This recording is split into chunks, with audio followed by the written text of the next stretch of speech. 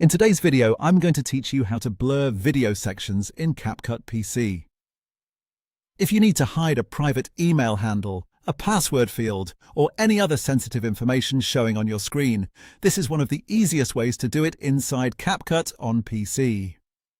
The goal here is to blur only one specific part of the video while keeping the rest of the screen clear and untouched.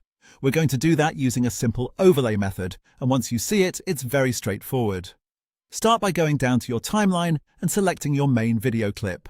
Once that clip is highlighted, press Ctrl+C to copy it, and then press Ctrl+V to paste it. This creates a duplicate of your original clip. Now drag that duplicated clip up onto track 2 and make sure it sits directly above the original clip so both clips line up perfectly.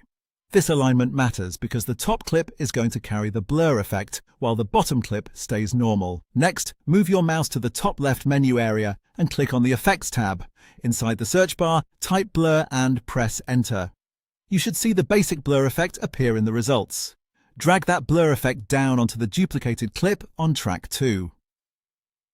As soon as you apply it, the entire frame will probably look blurry in the preview monitor. That's completely normal at this stage, so don't worry.